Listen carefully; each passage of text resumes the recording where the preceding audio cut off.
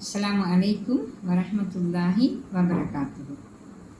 சூரா அல் பக்ரா குர்ஆனிய சிந்தனை தஃப்சீரிலிருந்து தொடர். இப்போது அத்தியாயம் பிரபஞ்சத்தின் புதிய சிருஷ்டியாகிய மனிதன் பற்றிய விளக்கத்தின் அடுத்த கட்டத்திற்கு வருகிறது. வஇத குல்னா லில் மலாயிகத்தி இஸ்ஜுது லி ஆதம ஃபஸஜது இல்லா இப்லீஸ ஆபா வஸ்தக்பரு வகான மினல் காஃபிரீன். வானவர்களை நோக்கி நாம் ஆதமுக்கு நீங்கள் சிரம் தாழ்த்துங்கள் என்று கூறியமையை நினைவு கூறுவீராக. அப்போது இப்லீஸை தவிர அனைவரும் சிரம் தாழ்த்தினர். அவன் மறுத்தான், கர்வ உணர்வு கொண்டான், கடும் போக்கு கொண்ட நிராகரிப்பாளர்களில் ஒருவனானான். வசனம் 34. மனிதனுக்கு சிரம் தாழ்த்துமாறு வானவர்கள் கட்டளையிடப்படுகிறார்கள். இந்நிகழ்வு மனிதனின் அந்தஸ்தையும் உயர்வையும் காட்டுவதோடு மனிதனுக்கு கொடுக்கப்பட்ட இந்த அதிகாரத்தை வானவர்கள் ஒப்புக்கொண்டமையையும் காட்டுகிறது. இந்த இடத்தில் மனிதனுக்கு சிரம் தாழ்த்த இப்லீஸ் மறுத்தான். மனிதனை விட்டு தான் உயர்ந்தவன், அவனுக்கு தலை தாழ்த்தல் தனக்கு இழிவு என இப்லீஸ் கருதினான். இந்த பெருமை உணர்வு அவனை அகில உலகங்களின் தலைவனான இறைவனின் கட்டளையை அவனுக்கு முன்னாலேயே மீற வைக்கிறது. மாணவர்கள் தமது அறிவு நிலையை, அதன் எல்லையை உணர்ந்து இறை அறிவை ஏற்று இறை செயலில் தாற்பயங்களை தம்மால் அறிய முடியாது என ஒப்புக்கொண்டு பணிந்து போனார்கள். ஆனால் பெருமையும் கௌரவ உணர்வும் இப்லீஸை அவ்வாறு செய்ய விடவில்லை. இறைவனுக்கு முன்னாலும் கூட அவனது அறிவை குறை சொல்லும் வகையில் அவன் நடந்து கொண்டான். எனவே தனது அந்தஸ்தை அவன் இழந்தான்.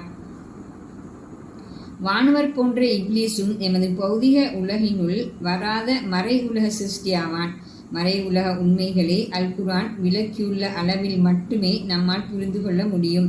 அதற்கப்பால் ஆராய புகுவது எமது அறிவு ஆற்றலை விட்டு வெளியேறுவதாகும். இது பல்வேறு தவறுகளுக்கும் சிலபோது வழி பிறழ்வதற்கும் காரணமாகும். பௌதிக உலகுக்கு அப்பால் மறை உலகொன்று இருக்கிறதென மனித வரலாறு துவங்கிய காலம் முதல் மனிதன் நம்பி வந்தான். அதனை சரியாக புரிந்து கொள்ள முடியாமையால் மனிதன் அதனை சுற்றி பல புராணங்களையும் கற்பனைகளையும் யூகங்களையும் வளர்த்து கொண்டான். பௌதிக உலக ஆய்வும் விஞ்ஞான கண்டுபிடிப்புகளும் மிகவும் வளர்ந்துவிட்ட இக்கால பிரிவில் அந்த புராணங்களும் கற்பனைகளும் யூகங்களும் மனித அறிவை கட்டி விலங்கிட்ட பொய்களே என்பது தெளிவாகியது. ஆயினும் மறை உலக ஒன்றிருப்பது விஞ்ஞானத்தால் மறுக்க முடியவில்லை. மனிதன் பூமியின் பிரதிநிதியாக நியமிக்கப்படல் என்ற நிகழ்வின் அடுத்த காட்சி இனி வருகிறது.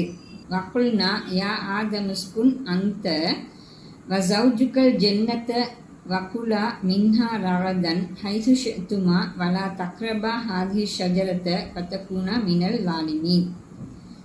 فأزلهما الشيطان عنها فأخرجهما مما كان فيه وقلنا اهبطوا بعضكم لبعض عدو ولكم في الأرض مستقر ومتاع إلى حين.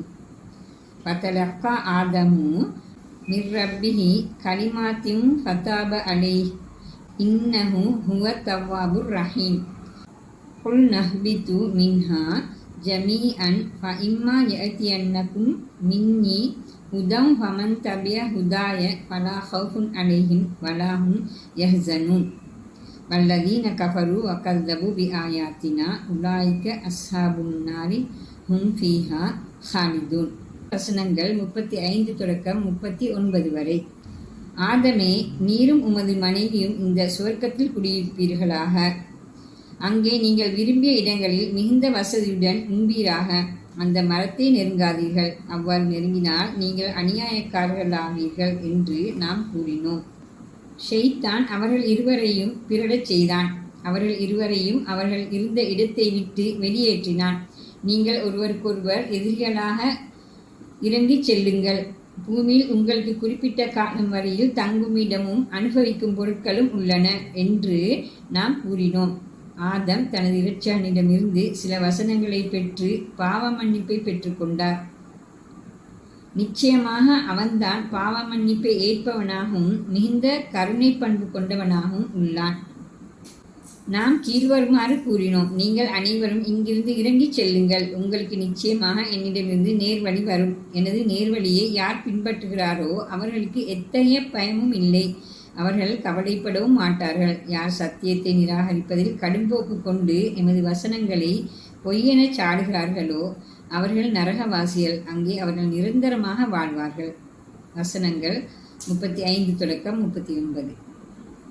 ஜென்னா என்ற அரபு பதமே இவ்வசனத்தில் சுவர்க்கம் என மொழிபெயர்க்கப்பட்டுள்ளது. ஜென்னா என்ற சொல் மொழிப்பிரயோகத்தில் வளமிக்க சோலை, காடு என்ற கருத்தை கொடுக்கிறது.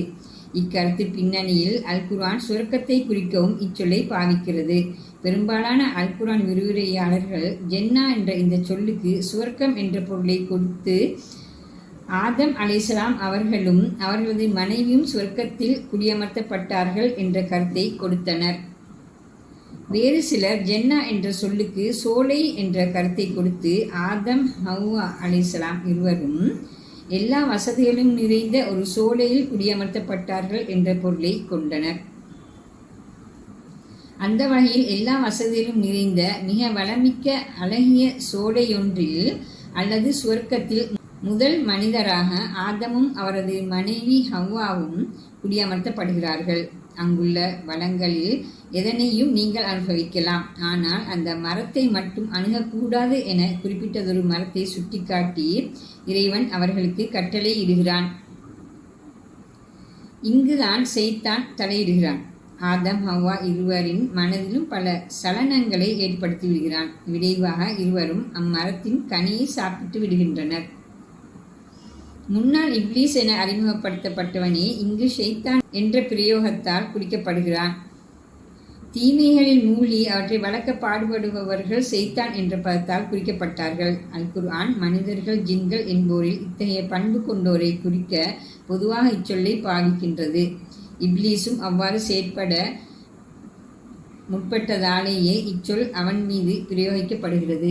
இந்த வகையில் மனிதன் உலகில் தோன்றிய போதே அவனுக்கு ஒரு எதிரியும் உருவாகிவிட்டான் என்ற கருத்தையே இப்லீஸ் என்ற பாத்திரம் எமக்கு உணர்த்துகிறது. மனிதனுக்கு கிடைத்த உயர்ந்த அந்தஸ்தே அதற்கு காரணமாகியது. இந்த ஆரம்ப நிலையில் இருந்து மனித வரலாற்றின் இறுதி வரை மனிதனோடு அவன் போராடி வருகிறான். மனிதனை வழிகெடுக்க முனைவதும் இறைவனை விட்டு அவனை தூரமாக்க முடியுமான அனைத்து வகை முயற்சிகளிலும் ஈடுபடுவதுமே அவனது இலட்சியமும் பணியும் ஆயிற்று. அதற்காக அவன் பயன்படுத்தும் ஒரே வழி மனித உள்ளங்களின் மீது பாதிப்பு ஏற்படுத்துவதாகும். உள்ளம் அதன் செயற்பாடுகள் பற்றி மனிதன் அறிந்தது சிறியதொரு பகுதியே ஆகும். இந்த வகையில் இப்லீஸின் தூண்டுதல் எவ்வாறு நடக்கிறது என்பது பற்றி தெளிவாக அறிய முடியவில்லை. ஆனால் மனிதன் பிழையான தீய எண்ண தூண்டுதலில் இருந்து தன்னை பாதுகாத்து கொள்ள வேண்டும் என்ற உண்மையே இங்கு முக்கியமானதாகும். அல்குர்ஆனின் படி இப்லீஸ் இந்த செயல்பாட்டிற்கு தனது இனத்தைச் சேர்ந்த பலரையும் இணைத்துக் கொள்வான். அத்தோடு மனிதர்களில் ஒரு சாராரும் இப்லீஸின் அதே பணியை செய்பவர்களாக இருப்பார்கள். இந்த வசனத்தின்படி இப்லீஸ் வானவர்களில் ஒருவன் எனினும் அவன் நடந்து கொண்ட முறையை பார்க்கும்போது அவர்கள் ஒரு வித்தியாசமான வகை என்றே கொள்ள வேண்டியுள்ளது. ஆனால் அத்தியாயம் காஃபில் இப்லீஸ் ஜின்களில் ஒருவனாக குறிப்பிடப்படுகிறான். ஆதமுக்கு சிரம் தாழ்த்துங்கள் என்று நாம் வானவர்களுக்கு கூறினோம். இப்லீஸ் தவிர வானவர்கள் எல்லோரும் சிரம் தாழ்த்தினர். அவன் ஜின்களில் ஒருவனாக இருந்தான். தனது இறைவனின் கட்டளைக்கு அவன் கட்டுப்படாது விட்டான். சூரா அல்-கஹ்ஃப் 50வது வசனம். இந்த வசனத்தில் குறிக்கப்படும் ஜின் என்பதும் வானவர்கள் ஒரு வகையினரே என்பது சில அல்குர்ஆன் விரிவுரையாளர்களின் அபிப்பிராயமாகும். இறுதியில் ஆதம் ஹவ்வா என்ற இரு மனித இனத்தின் ஆதித்தாய் தந்தையர் பூமிக்கு செல்கின்றனர். இதிலிருந்துதான் மனித வாழ்வு பூமியில் ஓடத் தொடங்குகிறது. இங்கு அல்குர்ஆனின் நீங்கள் ஒருவருக்கொருவர் எதிரிகளாக இறங்கிச் செல்லுங்கள் என்ற வசனத்தின் பொருளை புரிந்து கொள்ள முயல்வோம். ஒரு சாரார் இது ஷைத்தானையும் மனிதனையும் குறிக்கின்றது என்று கருத்து கொண்டனர். இன்னும் ஒரு சாரார் மனிதர்களை பொதுவாக இப்பிரயோகம் குறிக்கிறது என்றனர். இந்த இரண்டாவது கருத்தே பொருத்தமாக தெரிகிறது. பின்னால் உள்ள வசனங்கள் ஆதம் ஹவ்வா இருவரையும் குறித்தே பேசி வந்ததால் அத்தொடரில் வரும் இவ்வசனமும் அவர்களை குறிப்பதே பொருத்தமானதாகும் என அவர்கள் இதனை விளக்கினர். அத்தியாயம் 20 123 இக்கருத்து மிக தெளிவாகவே குறிக்கப்படுகிறது. நீங்கள் இருவரும் இறங்கிச் செல்லுங்கள் என இருமையாக பாவிக்கப்படுகிறது. மனிதர்கள் போட்டியாலும் பொறாமையாலும் செய்தானின் தூண்டுதலாலும் ஒருவருக்கொருவர் எதிரிகளாக மோதிக்கொள்வார்கள் என்ற அர்த்தத்தையே இவ்வசனம் கொடுக்கிறது. பூமியின் பிரதிநிதியாக படைக்கப்பட்ட மனிதன் சுவர்க்கத்தில் அல்லது ஒரு சோலையில் குடியமர்த்தப்பட காரணம் என்ன? இந்த குறிப்பிட்ட செய்கை மூலம் இறைவன் எதனை இலக்காக கொண்டான்?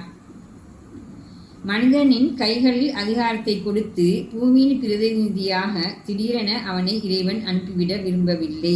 அவனுக்கு அவனது ஆற்றல்களையும் பலவீனங்களையும் கற்றுக் கொடுக்க விரும்பிய இறைவன் அதற்காக ஒரு செயல்முறை பரீட்சையை வைக்கிறான். அதன் பின்னரே உலகுக்கு அவன் அனுப்பப்படுகிறான். முதலில் அந்த பரீட்சை மனிதனுக்கு அவன் சுதந்திர நாட்டமுள்ளவன் என்ற அவனது அடிப்படை ஆற்றலை உணர்த்துகிறது. இறைவன் தடுத்த அந்த கனியை சாப்பிடவும் முடியும், சாப்பிடாமல் இருக்கவும் அவனால் முடியும். இந்த வகையில் பௌதிக உலகின் சிருஷ்டிகளிலிருந்து மனிதன் அடிப்படையிலேயே வேறுபடுகின்றான். அனைத்தும் பௌதிக விதிகளுக்குள் கட்டுண்டு இயந்திர பாங்கான இயக்கம் கொண்டவையாக இருக்க மனிதன் மற்றும் சுய சுதந்திரம் இயக்கம் கொண்டவனாக இருக்கிறான். அத்தோடு தான் விடக்கூடிய தவறு என்ன என்பதையும் செய்தான் தூண்டுதலையும் தனக்கு அவன் எதிரி என்பதையும் புரிந்து கொள்கிறான். இதுதான் தனது உலக வாழ்வு. சரியானது, பிழையானது, நன்மை, தீமை, நீதி, அநீதி இவற்றிடையேயான தெரிவே தனது வாழ்வின் அடிப்படை உண்மை என்பதை நன்கறிந்து கொள்கிறான். இறுதியாக செய்த குற்றத்திற்கு பாவ மன்னிப்பு கேட்பது எவ்வாறு என்பதையும் இறைவனிடமிருந்து கற்று அந்த வார்த்தைகள் மூலமாக பாவ மன்னிப்பு கேட்டுவிட்டு உலகிற்கு வருகிறான் மனிதன். முதல் பரீட்சையில் மனிதன் தோற்று போனான். தோல்விதான் மனிதன் மிகச்சிறந்த ஆசான். உண்மைகளை சரியாக உணர்த்த அதுவே சரியான சந்தர்ப்பம். மனிதன் கண்ணீரோடு தான் செய்த பாவத்திற்கு பாவ மன்னிப்பு கேட்டுவிட்டுத்தான் பூமிக்கு வருகிறான். அதிகாரத்தை ஏற்கிறான். விழா வைத்து ஆடிப்பாடி புகழ் மாலைகள் சூடி அதிகாரத்தை பெறுவது ஆணவத்தையும் மமதையையும் தரும்.